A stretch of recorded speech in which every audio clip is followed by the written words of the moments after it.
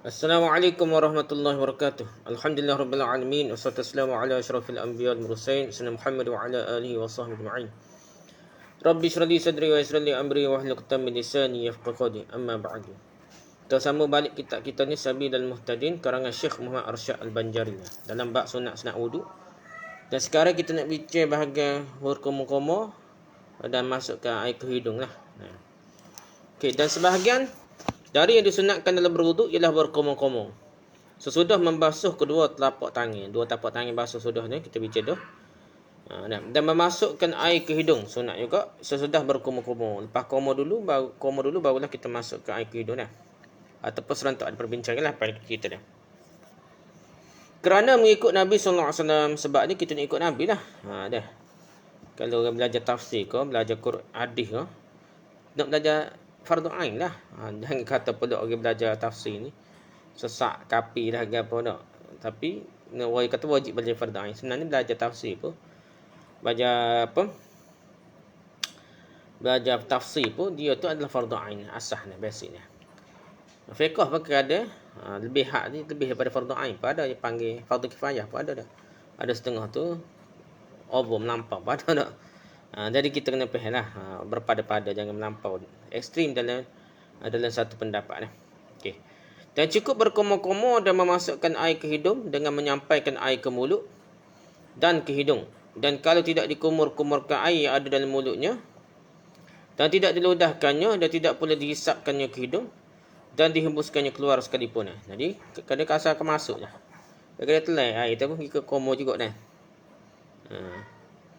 Asal ke masuk dalam mulut dan masuk air ke hidung, tak kira dah. Hembus mula ke, tak hembus mula ke, asal ke masuk sikit ke, asal ke tak ada komo lagi tubik dah air ke, asal ke masuk air dalam mulut dah. Tak ada nak komo dah air dalam mulut pun, asal ke masuk. Dah, ataupun telai tidak ludah ke, tidak tubik mula pun kira komo dah. Tamu yang terbaik dalam berkomor-komor itu hendaklah dia dikumur-kumur lebih dahulu ke dalam mulut, kemudian diludahkannya. Hak mulutnya kena berjaga gerak kiri kanan dah. Biar kocok air dalam mulut kita, biar keluarlah kotoran-kotoran dalam mulut kita, barulah kita buat tubik air dia. Dan terlebih baik dalam memasukkan air ke hidung hendaklah dihisapnya air dalam hidungnya, kemudian dihembuskannya. Jadi hak mulut kalau bukan masuk gitu saja, kita hisap sikit air dalam hidung, dah hembuskannya dah. Yang terafdal dihimpunkan antara memasukkan air ke hidung dengan berkumur-kumur dan daripada memisahkan keduanya. Maksudnya ikut kita baca hadis tu dia serentak dah. Cara dia paikat dah. Dia kena masuk mulut, lepas tu masuk air ke hidung. Dah. Dia kena serentak dah. Kumur-kumur dengan lepas air ke hidung. Okey, maka cara menghimpunkan berkumur dan memasukkan air ke hidung ada 3 cara. Ada 3 cara kaifiat. Dia masuk air dalam hidung dengan kumur-kumur ya. Pertama, dihimpunkan keduanya dengan 3 gelas air. 3 gelas air 3 kali inilah, 3 kali tapak tangan kita dah. Seperti berkumur-kumur dengan setiap 1 gelas dari 3 gelas, kemudian dihisapnya ke hidung. Air masih tinggal lagi dah. Kalau kita ambil ni, sebahagian masuk mulut, sebahagian lagi masuk dalam hidung dah. Ini cara pertama dah. Cara kedua, dihimpunkan antara keduanya dengan 1 gelas. Seperti berkumur-kumur dengan 1 gelas, 3 kali berkumur-kumur. Kemudian dihisapnya yang sisanya ke hidung 3 kali berturut-turut. Kalau kata 3 gelas, ambil sikit untuk kumur saja. Sudah tu, lepas tu ambil sikit lagi hidung. Pelik ni, cara ni pelik lah tak? Biasa ni cara pertama tu kita faham.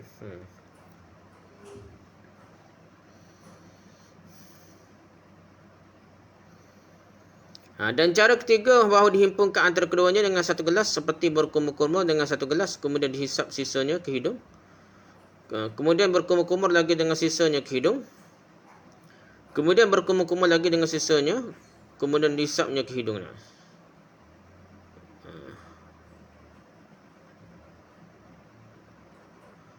Inilah cara dalam menghimpunkan antara berkumur-kumur dan memasukkan air ke hidung. 3 cara saja, tapi hak kita mudah ya, serentak ni lah. Kena buat sekali kurang. Cara pertama adalah cara terafdal. Hak kita cerita ni nak ambil sebahagian air dalam mulut kita, masuk sebahagian air tang kita masuk dalam mulut, sebahagian lagi masuk dalam hidung dah. Dan pahala sunat diperolehi dengan memisahkan antara berkumur-kumur dan masukkan air ke hidung. Tapi kalau kita pisah ni, buat suku-suku dah. Mula-mula masuk air dalam mulut, lepas tu masuk air dalam hidung, kita pisah. Kita tak boleh fadilat kelebihan Sunat tu jangan kita kata tak sunat tak supaya betul-betul 100% dengan Nabi. Tidak, pasal matlamatnya untuk masukkan air dalam mulut dan masukkan air dalam hidung dah. Bukan matlamatnya betul. Ya ada sunah-sunah ni tidak mestinya kita betul 100% dah. Adakan matlamatnya sampai dah. Contohnya cabut tiok dah. Imam Syafi'i dulu nak cabut tiok guna cabut dah tiok tapi tu luka dah. Jadi kes gitu kan Imam Syafi'i kata tidak sunat lah.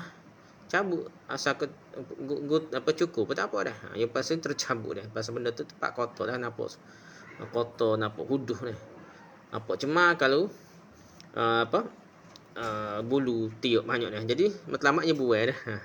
Jadi begitu juga sini kadang-kadang kalau kita suka dia tidak boleh buat tidak sampai tahap tidak sunat bila kita betul-betul ikut Nabi. Kalau kita tak mahir lah. Kita tetap mahir. Yang pentingnya kita komong molek, kita masuk air dalam hidung molek asal kita cuci hidung kita dengan baik, cuci mulut kita dengan baik. Dan cara memisahkan antara berkumur dan memasukkan air ke hidung ada 3 cara yang kata. Pertama, berkumur-kumur 3 kali dengan segelas air. Dia umpama segelas, sebenarnya tapak tangan kita dah kira dah. Payah nak oyak ni sebekah air tu kan. Dan berkumur-kumur 3 kali dengan segelas air, kemudian dihisapnya air ke hidung 3 kali dengan 1 gelas. Ni jadi kumur 3 kali dengan segelas air, kemudian dihisapnya air ke hidung 3 kali. Maksudnya sekali ambil tu kumur sampai 3 kali dah. Ambil setapak tangan, kita masuk air sikit kumur, masuk air sikit kumur sampai habislah setapak ke tangan atau segelas dipanggil ni tak. Lepas tu masuk air, ambil air selagi, masuk dalam hidung sekali.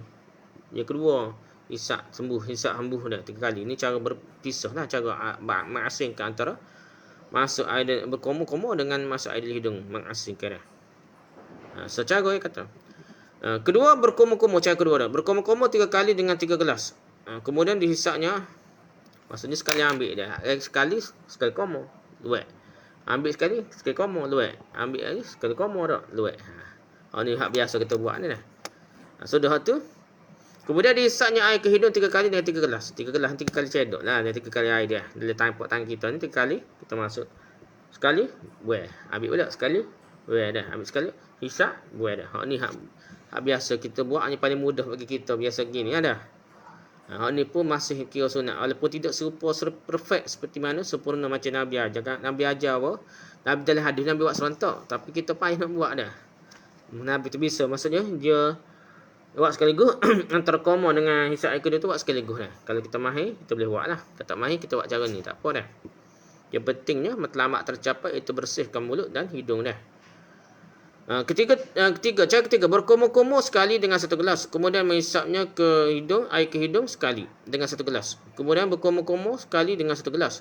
Kemudian dihisapnya air ke hidung sekali dengan 1 gelas yang lain. Kemudian berkumur-kumur lagi sekali dengan 1 gelas. Kemudian dihisapnya air ke hidung sekali dengan 1 gelas. 1 gelas ni kita dah setapak tangan lah.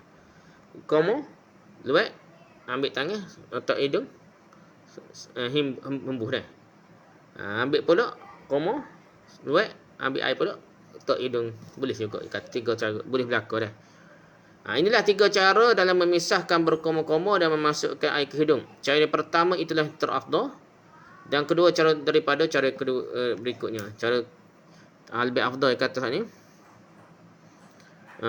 Pertama kumur 3 kali dengan segelas air. Segelas air tu kumur luat. So tapak tangan tu boleh 3 kali buat ya kan. Lepas ambil tapak tangan lagi air tu, buat ikutlah setapak ke tapak gini asalkan. Dah buat lagi sampai masuk air tu 3 kali dengan satu air yang sama lah. Maksudnya air tidak ambil air banyak lah, kira-kira lebih afdal tu. Berbanding dengan 3 kali ambil tu banyak lah air kita guna dah. Itulah lebih kurang je dah. Tapi boleh buat berlaku lah dah. Terafdal berkumur-kumur dan memasukkan air ke hidung sampai ke pangkal hidung dan pangkal tenggorokan. Maksudnya lah ke dalam sikit lah. Pangkal hidung ni masuk dalam lagi. Pangkal tenggorokan pun biar kita ni lah ke dalam sikit lah. Kita ni biar cuci lah ke dalam sikit lah. Kalau boleh. Sekat mana boleh lah dah. Umpamanya air sampai ke kesedahan langit-langit dan kepada seluruh gigi dan gusi. Maksudnya kocok air dalam mulut kita supaya cuci lah. Di luar dalam dia kena belakang, biar cuci belakang gigi lagi cuci lagi baik dah. Dan sunat melalukan telunjuk tangan kiri atasnya dan meledahi air yang sudah dikumur-kumur seperti tariknya dengan nafas. sampai ke tenggorokan sambil memasukkan kelingking tangannya yang kiri dan menghilangkan segala kotoran yang ada di gigi dia. Kalau ia sudah puas dengan berkumur-kumur biasa, maka makruh terlalu berlebihan dalam berkumur-kumur dan memasukkan air ke hidung kerana dia takutkan air masuk ke dalam tenggorokan, kerana dengan demikian batallah puasanya. Kalau masa puasa lah. Kalau ketika dia puasa, dia kena kumur dengan biasalah. Berlebihan dalam berkumur, masukkan air ke hidung, takut air masuk dalam tenggorokan, boleh batal puasa kalau orang puasa dah. Gitulah. Jadi kita molek kita buat sekuatnya. Mungkin kalau tak puasa, kalau puasa kurang molek lah. Takut tertelai dah. Okey, tertib antara membasuh telapak tangan dan berkumur-kumur dan memasukkan air ke hidung itu merupakan satu kemestian, bukannya sunat lagi lah. Tertib, maksudnya kita telapak tangan dulu, jangan kumur dulu, baru telapak tangan dulu dah. Barulah kita kumur dah, dan masukkan air ke hidung dah. Lepas kumur baru masuk air ke hidung, gitulah. Bukan sunat, memang kemestian kata dah.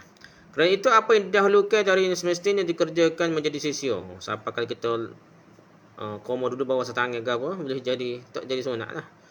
Jika seorang berkumur-kumur berbaringan dengan memasukkan air ke hidung, atau mendahulukan masuk air ke hidung dari berkumur-kumur, atau air bekas berkumur-kumur dihisapnya ke hidung, maka tidaklah cukup cara demikian itu. Kalau didahulukan berkumur-kumur dan memasukkan air ke hidung, ia dari membasuh kedua tapak tangan. Kalau didahulukan berkumur-kumur dan memasukkan air ke hidung, dari memasukkan ke hidung, dari membasuh kedua tapak tangan, maka yang dihitung hanya membasuh kedua tapak tangan sahaja dah. Berkumur-kumur dan masukkan air ke hidung dianggap sia-sia, tak jadi sunat. Dia kata ni pendapat dah.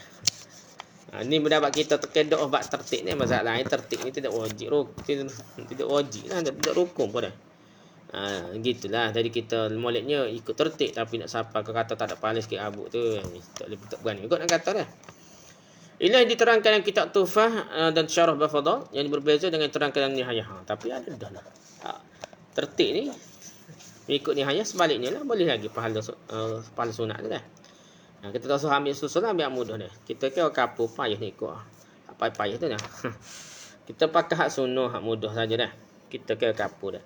Hak payah-payah, hak hizib, hak besar-besar ke apa. Kita beri ke ustaz lah. Nama rasa nelihat kat kita, orang kapur ni kita amal yang sunnah dah. Macam Dr. Basik buat tu, sedia molek kita nak kapur tu tak panjang sangat dah. Zikir pagi petang, zikir lepas maya, pada hak tu lah kita dah. Hikmah mendahulukan berkumur-kumur dan memasukkan air ke dalam hidung ni, agar diketahui sifat air yang akan dipakai berwuduk, baik rasa, bau maupun warnanya, apakah berubah atau tidak. Bila-bila kita ambil asmaya tu, kumur-kumur kita boleh rasa tu lah. Masuk dalam hidung, kita boleh tebang dah. Kalau bau hacing ke bau apa masuk di hidung, tak sedap ni lah. Tak boleh buat asmaya dah.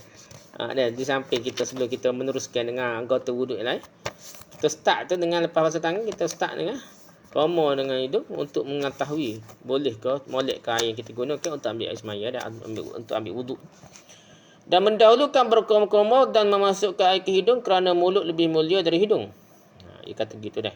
Dan manfaatnya mulut ni terlebih banyak dari manfaatnya hidung, kerana melalui mulut lah kita dapat baca Quran dan zikir. Itulah yang nak kira. Ni pendapat ulama. Secara umumnya gitulah zikir ni. Orang tak bang, tak apa lagi dah. Tapi kalau zikir mulut tak boleh kecek kan, nak baca Quran tak boleh. Nak zikir tak boleh kan. Sebahagian dari sunat wuduk ialah menegai menyapu kepala. Tetapi tidak sunat menegai menyapu sorban dan sambungan kaki yang buntung, jabirah. Ni kalau dah sepatu khuf. Kalau kita kaki cabuk atau apa dah. Cabuk, potong kaki dah. Sekat mana sapu dah. Jadi kena 3 ke sekali ke, ataupun khuf ni. Sekali ke 3 kali ke? Sekali saja dah. Serban pun siapa sekali dah. Dia kata 3 kali. Ni pendapat mazhab kita lah. Dah. Dari segi dalil kebanyakan ulama ni, sekali je sunat ni.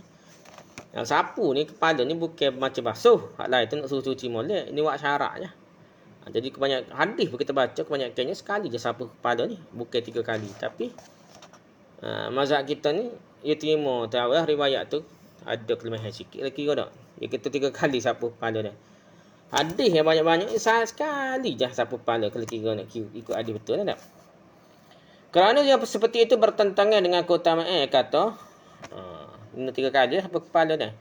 Kecuali serbai. Kalau sapu atas serbai atau sapu atas khuf, kasut khuf ni kasutnya kulit, kasut kulit yang tidak kasut yang kira tidak serat air ke gan dan gitulah, lebih kurang dah kasut kulit dah. Dan jabirah ataupun potong kaki gapo sapu atas pembalut gapo tu kalau sapu pada sekali dah. Inilah diterangkan dalam kitab Tuhfah dan Syarah Bafadal, gitulah. Dan diterangkan dalam kitab Nihayah pula, disunatkan menegai menyapu sambungan anggota wuduk yang potong dan serban, dan tidak disunatkan menegai menyapu sepatu. Sepatu ni jelas ni. Khuf ni panggil dia.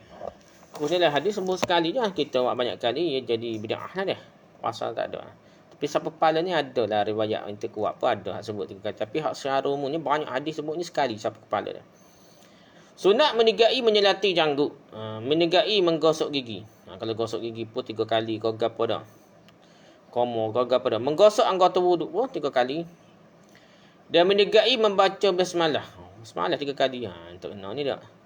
Dan doa kerana mengikut perbuatan Nabi SAW. Betul ke Nabi baca basmalah 3 kali ni? Tak dengar ke dah? Ya ke tak ni? Kau salah tulis tak? Tak kira cetak ni nak.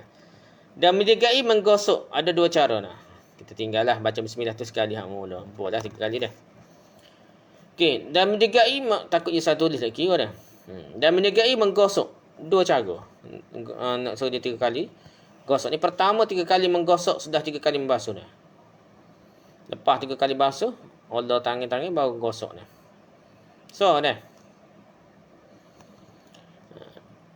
Kedua, tiap-tiap sekali menggosok dari gosokan yang 3, sudah setiap kali membasuh dari basuhan yang 3 dah.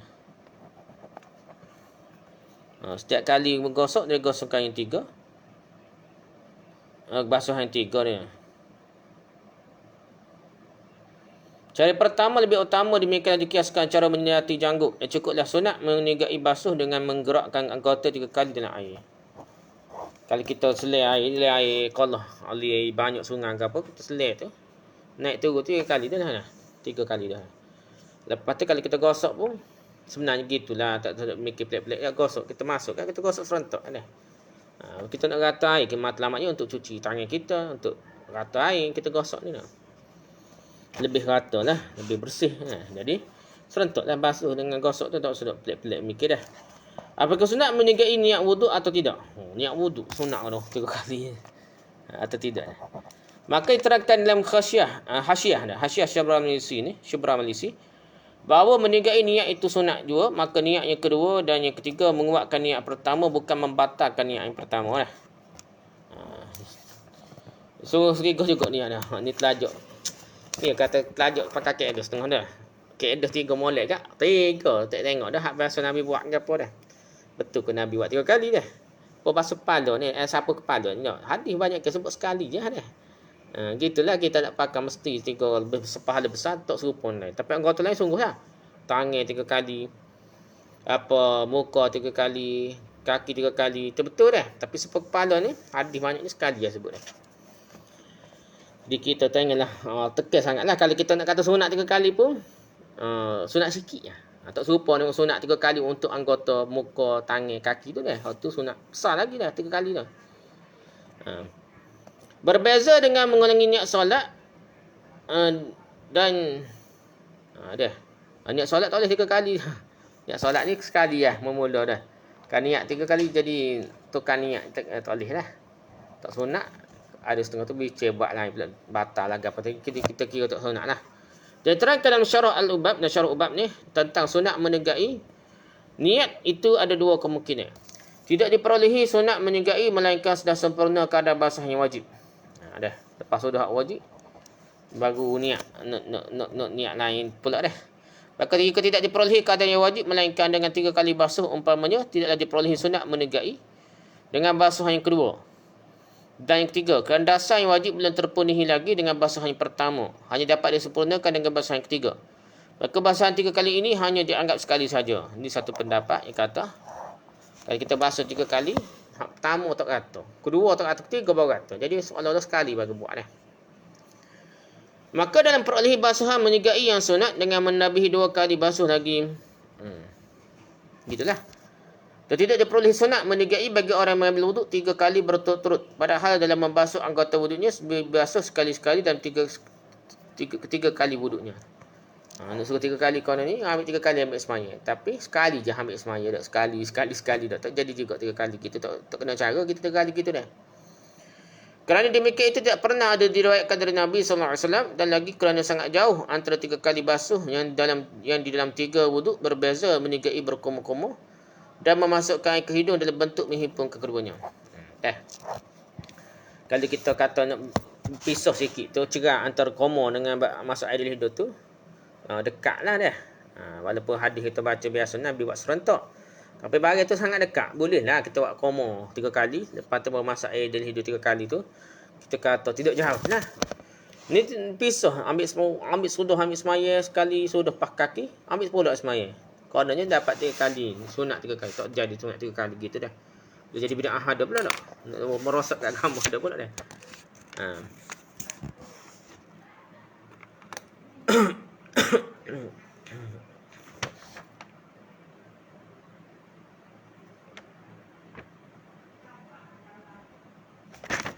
Terkadang wajib meninggalkan menigai seperti dalam semua sunat wuduk yang lain kerana waktu telah sempit.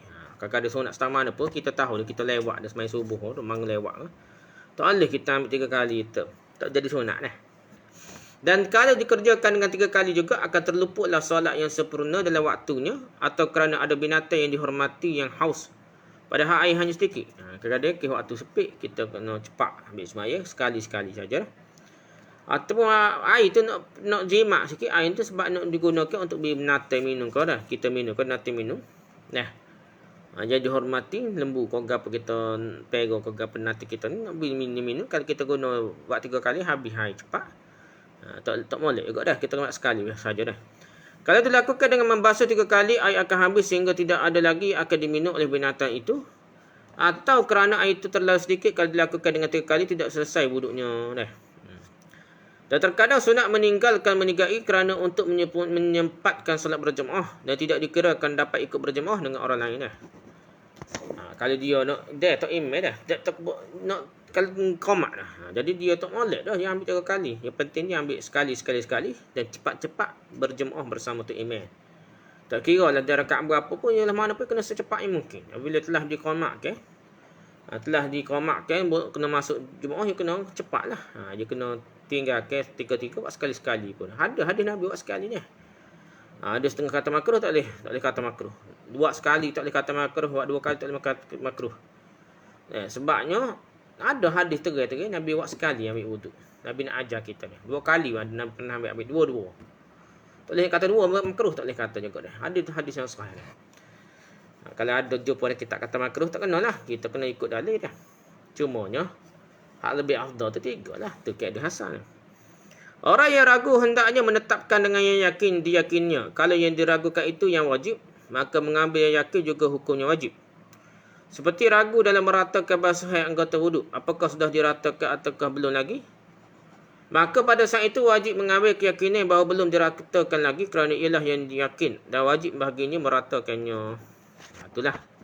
Tapi ni kaedah orang kita waswas lah, kaedah hasan. Tapi kalau main waswas sama, basuh tak kata sama, tak boleh. Dia kena buat kaedah 3 kali cukup. Walaupun rasa tak rata pun kira rata dah. Dia kalau orang waswas, dia kena buat suku, dia kena lawai sama dah.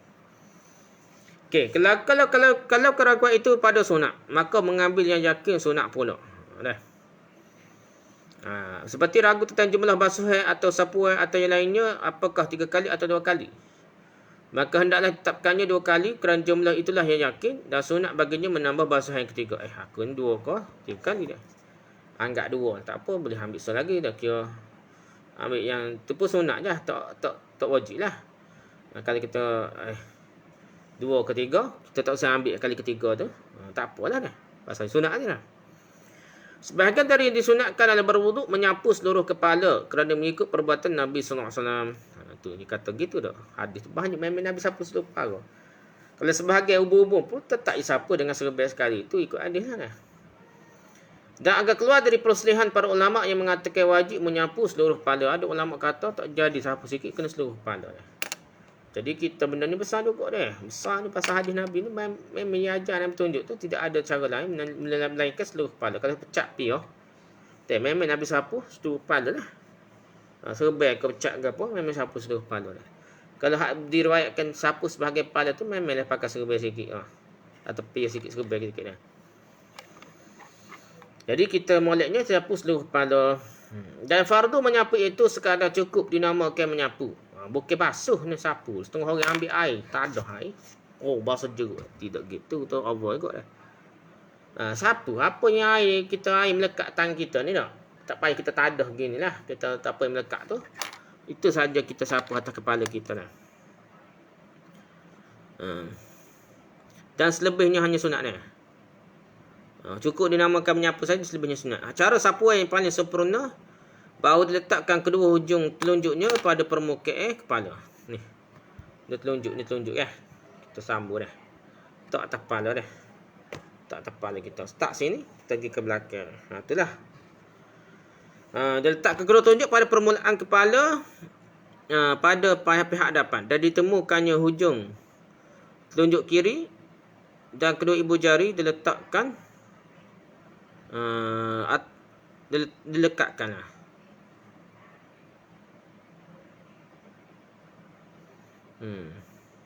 Dilekatkan. Atau kedua pelipis dan kedua telunjuk dilalukan sampai ke tengkuk, kemudian dikembali ke tempat semula jika rambutnya tebal dan terbalik kerana sapuan pertama. Demikianlah dikerjakan 3 kali sapuan yang kembali tidak dianggap sapuan kedua.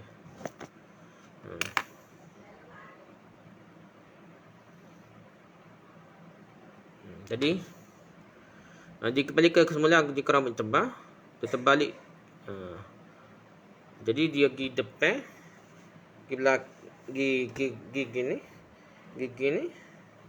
gigi ni balik lah 3 kali. Kalau kira anggap gitu tu. Ya, anggap 3 kali gitu dah. Tapi ada bicarnya. Kalau rambut, tak apalah kita bicar lah. Kalau tidak mempunyai rambut atau rambutnya tidak terbalik kerana pendeknya dah, jangan dikembalikan kedua telunjuk ke tempat semula. Kalau tidak ada gunanya dikembalikan ke tempat semula dan juga tidak dianggap sebagai sapuan yang kedua. Kerana air itu menjadi air musta'mal. Ini masalah ni tak? Inilah hukumnya. Jika tidak ada di atas kepalanya serbat atau kebiah. Kalau dia apa yang bincang gini? Pasal rambut Nabi panjang. Dalam hadis tu Nabi tarik ke depan. Tarik seolah pergi mari rambut panjang dia ke depan pula. Seolah kena rambut lain lah. Dia kata boleh tarik dah. Kita boleh tarik tu rambut macam rambut lain dah. Dia tak jadi musta'mal. Sebenarnya tidak bincang.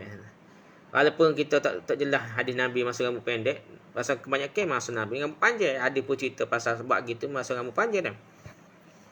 Masa rambut cukur ke apa, tak jumpa lah, tak jelas hadis. Tapi secara umumnya biasalah Nabi buat gitu rambut panjang. Masa Nabi rambut pendek tu, masa Nabi pergi umrah ke haji ke, Nabi cukur rambut tu, Nabi buat gitu juga, lebih kurangnya dah. Tak ada bincang bab musta'mal atau musta'mal ni dah. Ada setengah tu dia suruh akad.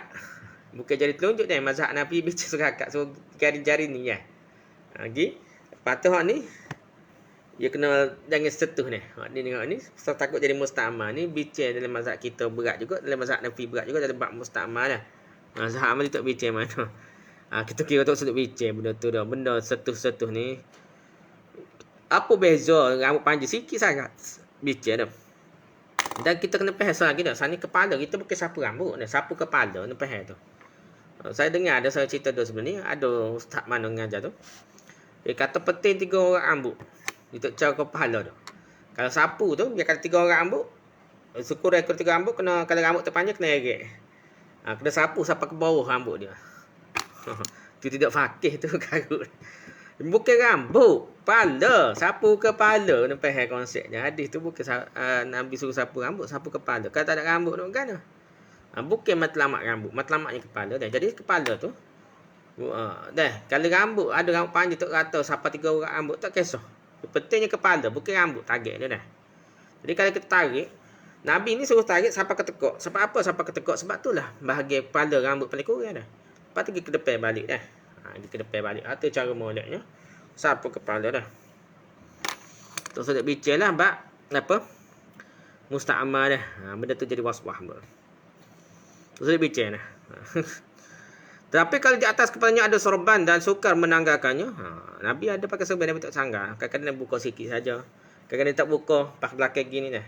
Atas sorban saja dah.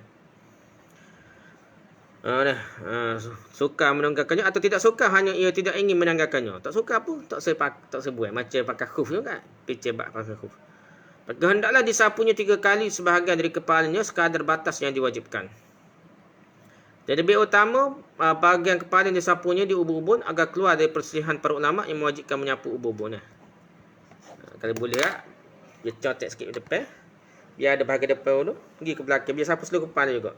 Ada setengah kata nak buka ni belakang ke tepi ke depan, molek ubun-ubun lah dengan bahagian atas ni nak. Bahagian depan kepala ni molek lagi lah.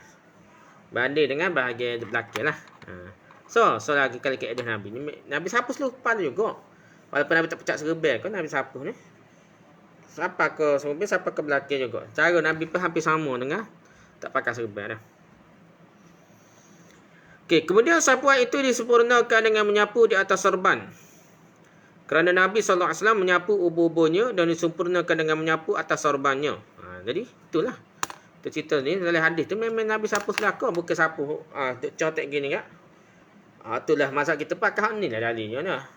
Kata wajib sikit ya, 3 orang rambut ke apa dah. Sebahagian bi ru'usikum tu yang ambil hadis ni jugalah. Tapi hadis tu cerita Nabi sapu seluruh kepala dah. Walaupun kena satu ubun sikit, dia sapu ke seluruh kepala gini. Macam sapu dengan tidak pakai serban. Nabi buat gitu juga dah, walaupun dengan pakai serban. Jadi kita molek buat gitu jugalah. Atas serban pun sapu juga. Dan dengan bukan basuh dah. Apa yang ada di tangan sikit, kita sapu gitu dah. Dan dengan demikian diketahuilah bahawa tidak cukup hanya menyapu di atas sorban saja. Tak boleh lah sapu atas sorban saja, biar ada juga bahagian rambut yang terdedah. Kita boleh sapu dah. Atau terdedah depan, sapu. Hak mana ada terdedah tu sapu juga. Tak boleh kita padan dengan sapu apa atas sorban saja dah. Dan juga diketahui dari ucapan di atas menyempurnakan sapu di atas serban, bahawa menyapu serban sudah menyapu kepala. Menyapu serban sudah menyapu kepala, dan tempat yang disapu atas serban adalah tempat yang bukan bertepatan dengan tempat kepala yang disapu. Jadi seperti itu untuk memperolehi pahala sunatnya. Syekh Tablawi berkata yang paling sempurna menyapu seluruh serban. Tak apa pun, gitulah memang keadaan menyapu seluruh serban lah. Okay, sekat tu kali kita bincang dengan kita. Allah alam. Subhanakallah bihamdika, subhanakallah bihamdika, subhanakallah bihamdika, la ilaha illa anta, astaghfiruka wa atubu ilaik. Assalamualaikum warahmatullahi wabarakatuh.